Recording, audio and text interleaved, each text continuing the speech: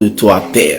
Tu as dit que les aigles se rassemblent autour de toi, Seigneur. Et ce matin, nous voulons être ces aigles, ce peuple du ciel qui va manger ton corps ce matin et qui va boire ton sang, Seigneur. Oui, qu'il en soit ainsi pour quelqu'un, au nom puissant de Jésus-Christ, afin que nous ayons la vie. Nous te louons, nous te bénissons, toi qui règnes pour des siècles, au nom de Jésus, et nous disons Amen.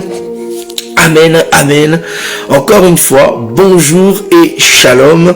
Bien-aimés, nous savons que nous avons un moment de jeûne qui commence ce soir à partir de minuit jusqu'à dimanche. Alors, c'est-à-dire que le jeûne, c'est ce soir à partir de minuit et nous mangeons au coucher du soleil. Et samedi à partir de minuit jusqu'au cours du culte. Et vous avez le programme qui va s'afficher et tout ceci pour la gloire de notre Seigneur, afin qu'encore une fois nous puissions nous rapprocher de l'Éternel, afin que le Seigneur puisse étendre sa main et manifester sa gloire dans notre vie, parce que comprenez que la Bible déclare que ce sont nos péchés qui nous éloignent de Dieu, parce que sa main n'est pas trop courte ni son oreille trop éloignée pour entendre nos cris et agir. Et ce matin nous voulons nous rapprocher, voyez, afin que la main de l'Éternel et les oreilles de l'Éternel puissent être notre partage. Alors nous continuons notre marche et nous disons que le Seigneur vous bénisse abondamment. Nous sommes sur cette marche qui parle de l'ablution. Nous avons dit que les ablutions, c'est pour pour la purification. Exode chapitre 30 à partir du verset 17 jusqu'au verset 21 et Exode 40 verset 31 à 32 il me semble, où la Bible nous dit: l'Éternel parla à Moïse et dit: tu feras une cuve d'airain avec sa base d'airain pour les ablutions. Tu la placeras entre la tente d'assignation et l'autel et tu y mettras de l'eau avec laquelle Aaron et ses fils laveront les mains et les pieds. Lorsqu'ils entreront dans la tente d'assignation, ils se laveront avec cette eau, afin qu'ils ne meurent point, et aussi lorsqu'ils s'approcheront de l'autel pour faire le service et pour offrir des sacrifices. Et voyez, Exode chapitre 40, à partir du verset 30, la Bible dit: il plaça la cuve entre la tente d'assignation et l'autel, et il mit de l'eau pour les ablutions. 31. Moïse, Aaron et ses fils s'y lavèrent les mains et les pieds. Lorsqu'ils entrèrent dans la tente d'assignation et qu'ils s'approchèrent de l'autel, ils se lavèrent comme l'Éternel l'avait ordonné à Moïse. Voyez? Et nous avons dit que ces choses font partie des éléments de la loi. D'accord? Nous parlons ici depuis le début sur le fait que l'Éternel soit unique. D'accord? Donc comprenez que celui qui dit qu'en Jésus il y a trois personnes, bien aimé, la Bible dit dans Jacques que il y a un seul Dieu et les démons le croient aussi. Donc si vous croyez qu'il y a trois dieux, bien aimés, comprenez que vous êtes pire et plus qu'un démon. Or, nous savons que la destinée d'un démon, c'est d'aller en enfer et mourir. Voilà pourquoi le Seigneur se révèle à toi aujourd'hui et te dit, il est unique. Parce que la Bible dit qu'il y a un seul Dieu, il y a un seul esprit, il y a une seule foi, bien-aimé. Et comprenez que le Seigneur est manifesté dans trois temps. Quand nous disons dans trois temps, nous allons dire, il est manifesté dans le Père, c'est-à-dire au temps de la loi, c'est-à-dire Dieu au-dessus de tout. Donc quand il règne, la Bible dit il est parmi nous, c'est-à-dire Jésus-Christ, Emmanuel, Dieu parmi les hommes, d'accord? Donc le Fils, et il est l'Esprit, c'est-à-dire celui qui va venir agir après les temps de la fin. Vous voyez, c'est très très important, bien aimé, de comprendre ces choses. Et là, nous voyons Dieu au-dessus de tout, c'est-à-dire celui qui est la source de toutes choses, mais qui règne. Et nous avons expliqué que quand l'Éternel règne, il règne par la loi. Or, la loi est un élément qui va juger. La loi est un élément qui va annoncer la mort. Donc vous allez comprendre que quand Dieu règne, Dieu frappe. Quand Dieu règne, Dieu juge. Voilà pourquoi le temps de la loi est un temps où il y a eu beaucoup de condamnation. parce que c'est la loi qui fait ces choses. Or, nous avons dit que quand nous parlons de la loi, nous voyons Moïse. Et comprenez que Moïse est identifié à la loi. Donc, quand nous disons que Dieu règne, comprenez que la Bible dit que Moïse était roi en Israël. Donc, c'est-à-dire que quand Dieu règne, c'est la loi, le temps de la loi qui règne. Et nous sommes en train de voir, parce que la Bible nous dit que maudit quiconque s'attache aux œuvres de la loi. Voilà pourquoi il faut comprendre qu'aujourd'hui, nous sommes dans le temps de la grâce et de la vérité. Et nous ne devons pas nous attacher aux éléments de la loi. Alors quand nous disons aux éléments de la loi, nous parlons de Moïse. Moïse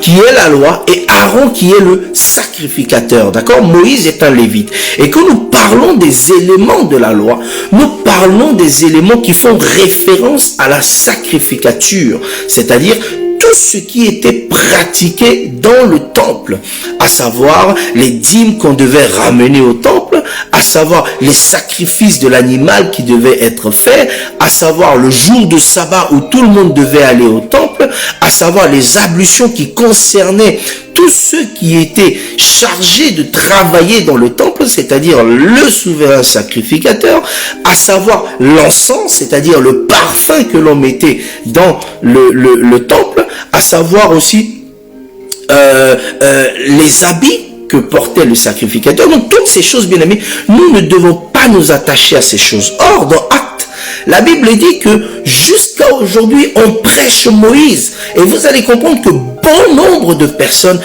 parlent encore de ces choses, maintiennent encore un peuple sous la loi, sous la malédiction en prêchant ces choses. Et bien aimé, ce matin, le Seigneur veut continuer cette œuvre parce que nous devons sortir de la condamnation, c'est-à-dire de l'Égypte, afin d'aller à Canaan. Et bien aimé, nous devons comprendre ces choses parce que ceci est gage de notre salut. Voilà pourquoi nous avons déjà parlé du sabbat, c'est-à-dire que le sabbat n'est pas un jour précis, fixe, mais nous trouvons le sabbat dans notre Seigneur Jésus.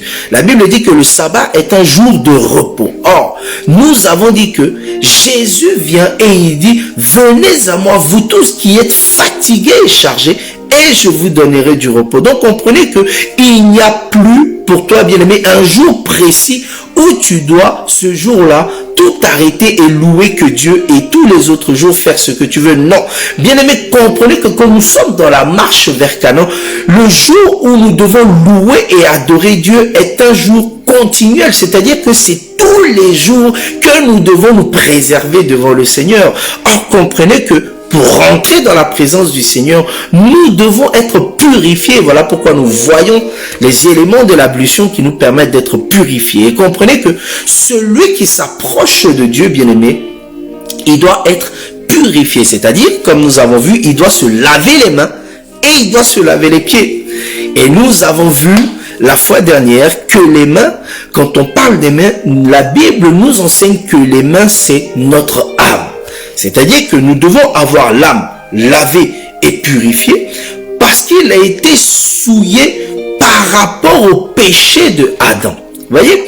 Donc cela veut dire que tout homme qui rentre dans ce monde, c'est-à-dire même un enfant, il est aussi souillé par rapport au péché d'Adam.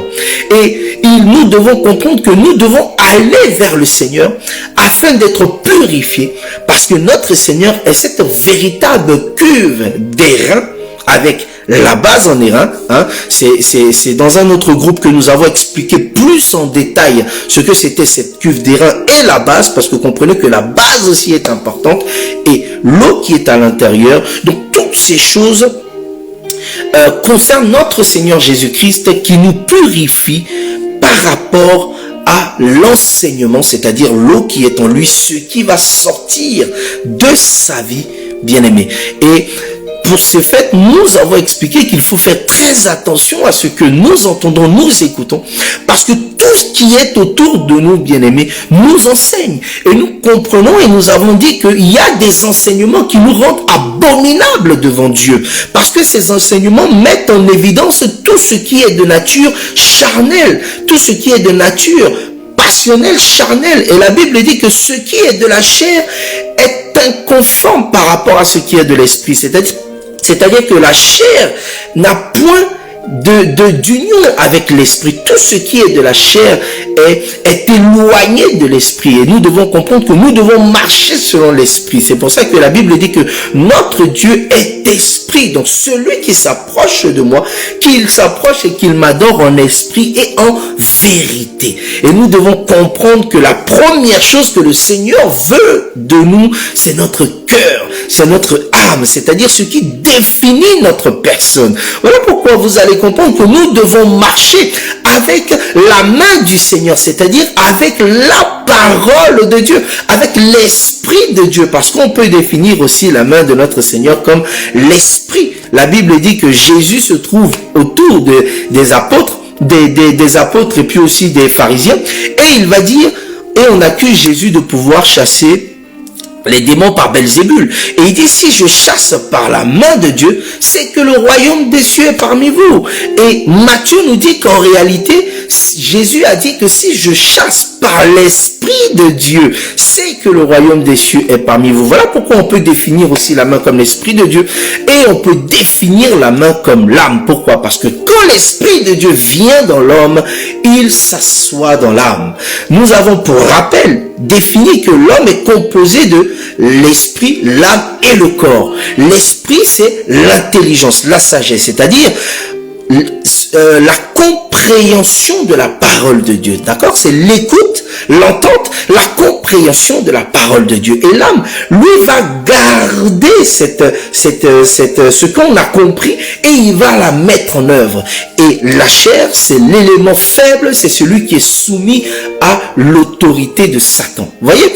Et donc, c'est notre âme qui doit d'abord être purifiée afin de nous emmener à être agréables devant le Seigneur.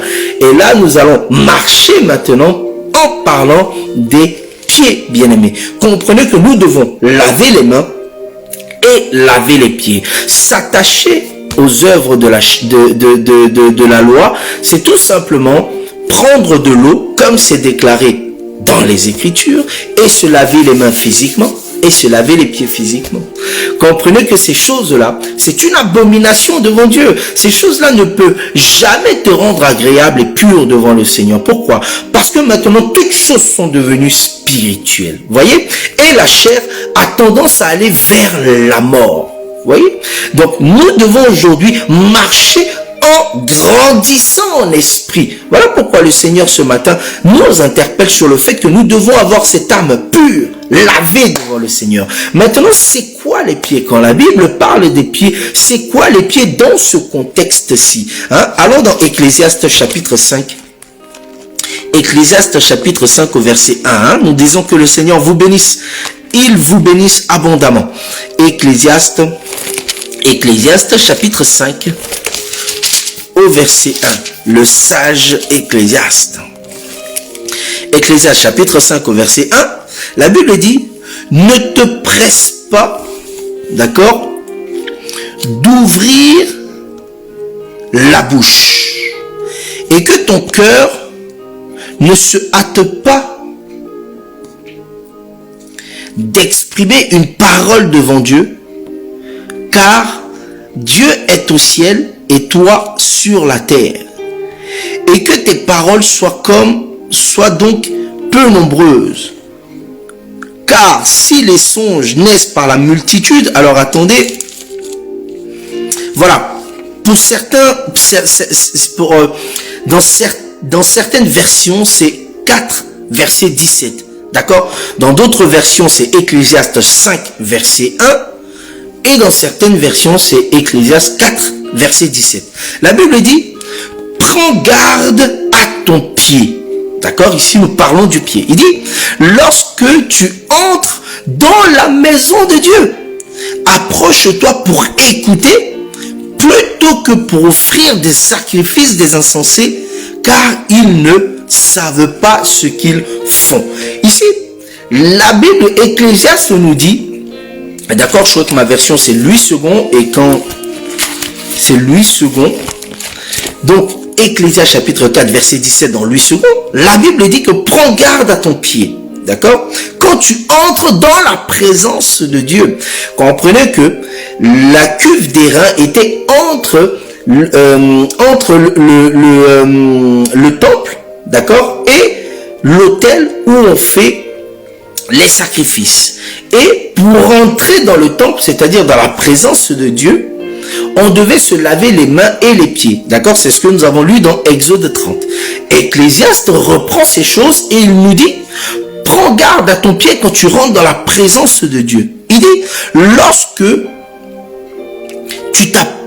tu entres dans la maison de Dieu, approche-toi pour écouter, plutôt que pour offrir le sacrifice des insensés, car ils ne savent pas ce qu'ils font. D'accord? Ici, comprenez ici que le Seigneur nous dit, prends garde à ton pied. Ésaïe 66, 1 nous explique que l'Éternel parle et il dit, le ciel est mon trône et la terre mon marchepied. Comprenez que quand le Seigneur dit que le ciel est son trône et la terre son marchepied, cela veut dire que quand Dieu a marché sur cette terre, il a marché dans un corps qui était Jésus. Or, Dieu, pour marcher, il va utiliser des pieds. D'accord? Toi, tu es à l'image de Dieu, je suis à l'image de Dieu. Donc, comprenez que nous sommes simplement le reflet de ce que est Dieu. D'accord? Donc, quand Dieu marche sur cette terre, il marche dans un corps qui est Jésus. D'accord? Donc, vous allez comprendre que le pied ici, on peut le définir par le corps. Mais nous allons aller plus profondément par rapport à ces choses. Tenez-moi très bien, d'accord? La Bible dit, prends garde à ton pied lorsque tu entres dans la maison de l'Éternel. Approche-toi pour écouter, plutôt que pour offrir des sacrifices, car ils ne savent pas ce qu'ils font. D'accord? Remarquez que nous avons parlé, quand nous parlions de la main, nous sommes allés dans le jardin d'Éden et nous avons expliqué Ève comme le corps, c'est-à-dire la faiblesse. La Bible dit que Marie aimait vos femmes comme le sexe faible. La Bible dit que aimez vos femmes comme votre propre corps. D'accord? Comme Christ, qui est la tête de l'Église, qui est son corps. Donc comprenez que la femme, quand la Bible parle du concept femme, bibliquement parlant, on parle du corps. Quand la Bible va parler de l'homme, la Bible dit que Christ est le chef. D'accord? La Bible dit que l'homme est le chef de la femme. Donc comprenez que quand la Bible parle de l'homme, la Bible va parler de l'Esprit de Dieu. D'accord? Celui qui va diriger. Et nous avons expliqué que la femme ici va représenter le corps. Ok? Pourquoi est-ce que nous disons ça? Parce que vous allez comprendre que le serpent, quand il ne vient pas parler à l'homme. Pourquoi? Il ne vient pas parler à l'esprit. Ok? Il vient parler à la femme qui est la chair. Voilà pourquoi les enseignements impurs, ce qu'on appelle l'iniquité, le levain, se trouve dans la chair, c'est-à-dire se trouve dans le corps. Et la Bible dit que quand Adam et Ève ont péché, la Bible dit que l'Éternel a dit au serpent que tu mangeras de la poussière tous les jours de ta vie. D'accord? Cela veut dire quoi? Que le corps est donné à Satan. Remarquez bien. Satan vient voir Dieu. Dieu dit, tu as vu mon serviteur Job, d'accord? Il est propre devant moi. Satan lui dit, si tu enlèves tout ce que Job a, il va te régner. Écoutez bien ce que Jésus dit. Et Dieu dit, Jésus c'est Dieu, d'accord? Donc quand je dis Jésus, ne vous étonnez pas, Jésus est le véritable nom de Dieu, ok? Dieu dit que touche à tout ce qu'il a, à sa chair, mais pas à sa vie, d'accord? Je veux juste exhorter là-dessus. Bien aimé, enlève-toi de la tête que là où Dieu est, Satan n'y est pas. C'est faux. C'est un enseignement inique. C'est de l'iniquité. C'est du levain. Là où il y a Dieu, il y a Satan, bien aimé. Sinon, Satan ne serait pas venu voir Dieu. Ok? Donc là où il y a Dieu, il y a Satan. Cependant, là où il y a Dieu, Satan est soumis à l'autorité de Dieu. Satan peut toucher à ta chair, mais il ne peut pas toucher à ta vie. Voyez? Job, Dieu dit à Satan, touche à sa chair, mais pas à sa vie. Satan peut toucher à ta chair. Satan peut toucher à tout ce qu'il y a dans ta vie, tes enfants, ton mariage, ta famille, ta voiture. Satan peut toucher à ces choses, mais il ne peut jamais toucher à sa vie. Mais je vais te rassurer, la Bible dit que pour celui qui vit, il y a de l'espérance. Cela veut dire quoi? Que tant que tu vivras, bien-aimé, il y aura de l'espérance pour toi. Satan pourra toucher à tout ce que tu as, mais tu ne seras jamais vaincu. Or, comprends que Christ en toi, c'est l'espérance de la gloire. Job a eu Christ en lui parce qu'il était lui-même le véritable Christ. Et comprenez, l'espérance de la gloire a matérialisé l'espérance qu'il a eue en Christ, qui a fait qu'il ait été restauré au-delà même de ce qu'il pensait. Sinon, bien-aimé, si tu penses de ce que quand, là où il y a Dieu, Satan n'y est pas, tu ne comprendras jamais, bien-aimé, que tu dois vivre des persécutions et des tribulations. Parce que comprends que pour le véritable chrétien, il doit vivre et il vivra des persécutions et des tribulations. Voilà pourquoi nous avons dit la dernière fois dans Pierre, la Bible dit que celui qui souffrira avec Dieu, celui qui souffrira avec Christ, bien-aimé, celui qui souffrira avec les apôtres, c'est-à-dire parce qu'il marche avec Dieu, il aura des tribulations et des difficultés dans sa vie, il remet son âme au Seigneur. Donc comprends que là où il y a Dieu, il y a Satan. Mais Satan est soumis devant celui qui a Christ en lui, parce que Satan ne peut toucher à sa vie. Comprends, bien-aimé, que ton corps est déjà vendu à Satan. Cependant, ton âme, c'est ce que l'Éternel désire avoir. Donc, tu vas comprendre que tu ne peux, bien-aimé, purifier ton corps. Ça va?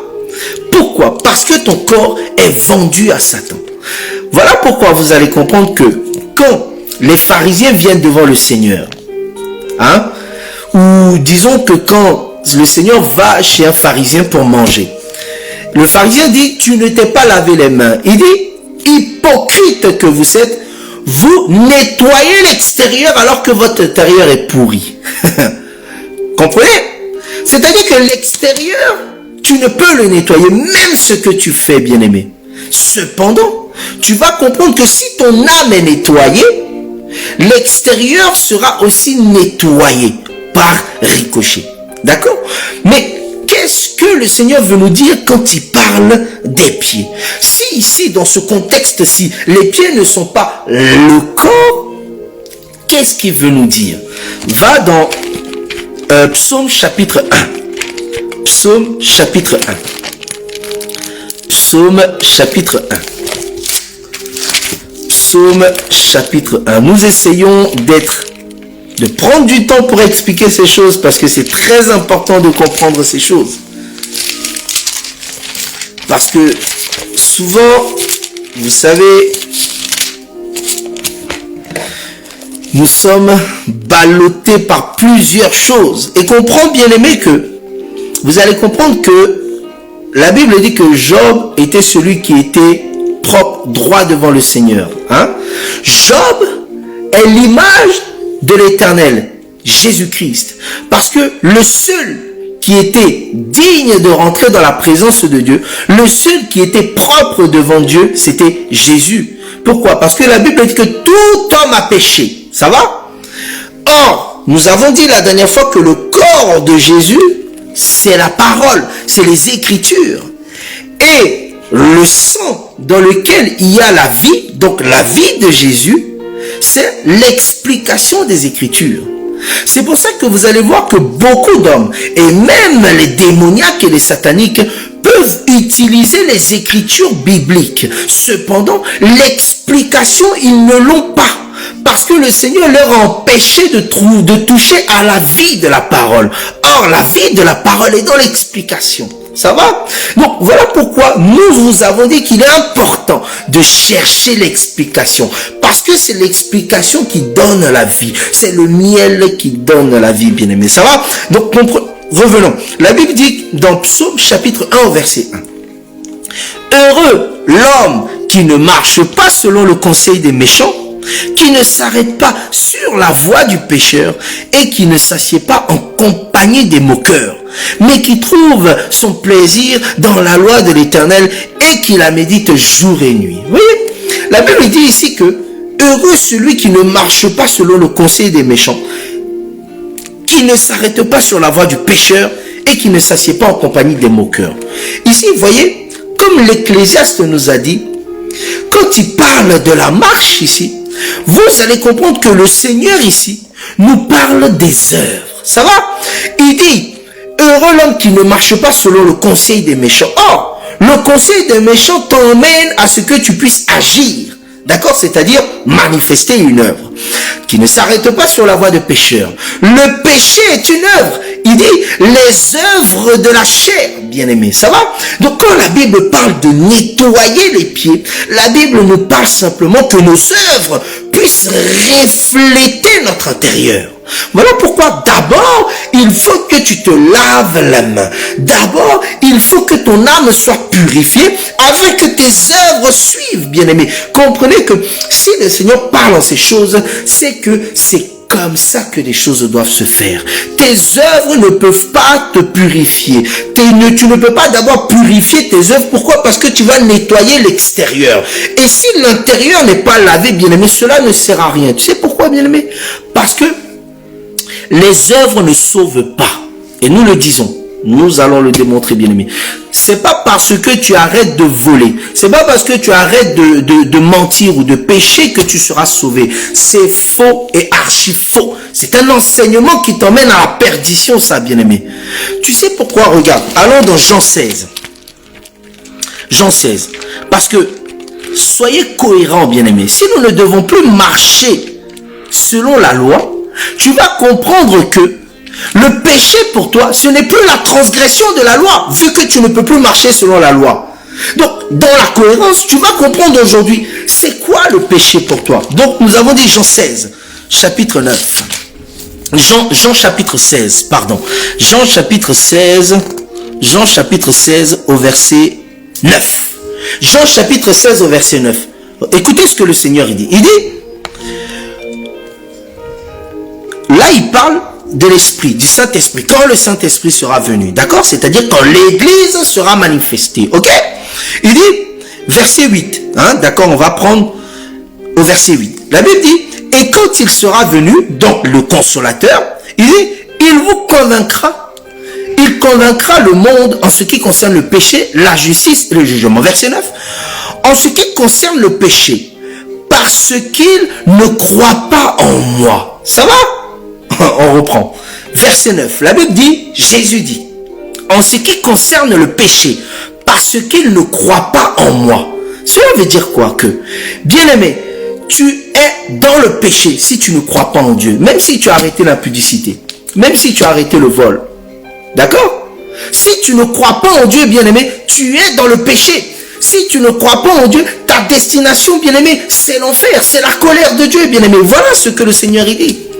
Donc, comprends ce matin que tes œuvres ne te sauvent pas. Ce qui va te sauver, c'est que Christ soit en toi. C'est-à-dire que ton âme soit lavée. C'est-à-dire que tu aies l'enseignement véritable et que cela puisse t'emmener à croire. Et tu vas comprendre qu'avec ça, les œuvres suivront. Pourquoi? Parce que ça sera Christ en toi qui va agir, bien-aimé.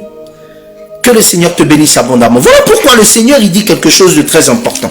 Allons donc 2 Pierre. 2 Pierre, chapitre 1, 2 Pierre, chapitre 1, 2 Pierre, chapitre 1, à partir du verset 5. 2 Pierre, chapitre 1, à partir du verset 5. La Bible dit, à cause de cela même, faites tous vos efforts pour joindre à votre foi la vertu. D'accord? On peut même s'arrêter là. Et vous allez lire tout ce qu'il y a après. Ça manifeste les œuvres, hein? D'accord? La connaissance, la maîtrise de soi, la patience, la piété. Vous voyez? Et comprends que Pierre ici parce que nous prêchons avec Pierre, hein, d'accord? Pierre, il dit que, à cause de cela même, faites tous vos efforts pour joindre à votre foi. Or, la foi, bien-aimé, ce n'est pas ce qui est extérieur, mais c'est ce qui est intérieur. Voilà pourquoi Dieu dit que, sans la foi, nous ne sommes pas agréables devant Dieu. Pourquoi? Parce que c'est la foi qui te purifie et qui te rend agréable devant Dieu. Et nous avons expliqué la foi comme l'enseignement, bien-aimé. La foi, c'est pas tu dors et tu ressens fortement que tu es à côté de Dieu. Non! Sors de là. C'est de l'iniquité. C'est du levain, ça. Ça, ce sont les pensées des hommes. La foi, c'est l'enseignement véritable que tu as. La foi, c'est la marche avec la doctrine de notre Dieu, la doctrine des apôtres et des prophètes. Ça te donne la vie.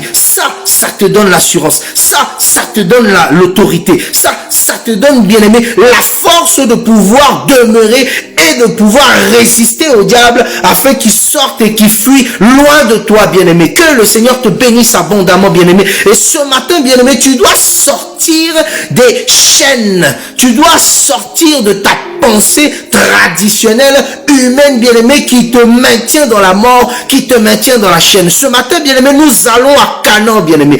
Prends la marche, prends la route et allons à Canaan, bien-aimé. Tu vas comprendre que là, tu vas recevoir le véritable lait et le véritable miel qui produit en toi les enfants, qui produit en toi la vie de l'éternel Christ, Jésus-Christ, le roi de gloire, qui produit en toi toutes sortes de bénédictions, qui manifestent le centuple de l'éternel dans ta vie, bien-aimé. Comprends que même si tu es béni, bien-aimé, si ce n'est pas Dieu qui l'a déclaré, cette bénédiction te conduira à la mort. Et que nous parlons de la bénédiction ici, nous parlons de l'enseignement et de la parole qui t'est donnée, bien-aimé. Parce que comprends que la véritable bénédiction qui produit en nous du fruit, c'est la pluie qui tombe du ciel. Ésaïe 59 nous le dit. Comme la rosée et la pluie des cieux, comme la neige et la pluie tombent sur une terre pour la féconder. Et ce matin, le Seigneur veut te féconder. Il veut te donner cette semence qui est la véritable parole de Dieu, qui est déni, qui est où il n'y a point de levain, bien-aimé. Et ce matin, ces choses, c'est pour toi, bien-aimé. Alors, reçois cette bénédiction et qu'elle puisse créer, former en toi une assurance au nom puissant de Jésus-Christ qui va déclencher toutes choses dans ta vie afin que le centuple de l'éternel soit manifesté dans ta vie, bien-aimé. Nous disons que le Seigneur vous bénisse. Nous avons essayé d'accélérer un petit peu, bien-aimé, parce que nous n'avons plus beaucoup de temps, mais comprenez qu'il y a tellement de choses à dire là-dessus, tellement de choses à comprendre, bien-aimé. Et ce matin, comprends que le Seigneur se révèle à toi. David joue de la harpe afin que tu sois libéré et délivré, bien-aimé, de ces enseignements impurs, de ces enseignements remplis de levain, bien-aimé. Comprends que ce matin, c'est une bénédiction qui vient à toi. Reçois-la, bien-aimé, afin que l'Éternel puisse tourner un regard favorable sur ta vie et déverser au nom puissant de Jésus-Christ toutes sortes de bénédictions qui va créer en toi ce désir de marcher et d'aller à Canaan afin de pouvoir jouir du lait et du miel véritable qui vient de l'Éternel Jésus-Christ, le roi de gloire. Alors ce matin, tu vas prier en ces termes, bien-aimés. Comprenez que la prière, c'est ni plus ni moins le fait de pouvoir redonner à Dieu ce qu'il nous a donné. C'est-à-dire, si tu veux prier afin d'être exaucé véritablement par Dieu, comprends que tu ne dois point t'éloigner de la parole. La Bible dit que ces paroles ne s'éloignent point de toi, bien-aimé, afin que tu réussisses dans tout ce que tu entreprendras. Et remarquez que Jésus-Christ nous dit que il est derrière sa parole pour l'accomplir. Alors comprends que Dieu n'écoute que Dieu, c'est-à-dire Christ écoute que sa parole. Alors si tu pries, comprends que tu peux, bien-aimé, parler de ce que le Seigneur t'a dit ce matin. Voilà ce que le Seigneur t'a dit ce matin, bien-aimé. Il faut d'abord que tu t'approches de lui afin de purifier ton âme et de purifier tes œuvres, c'est-à-dire que ton âme soit pure devant le Seigneur.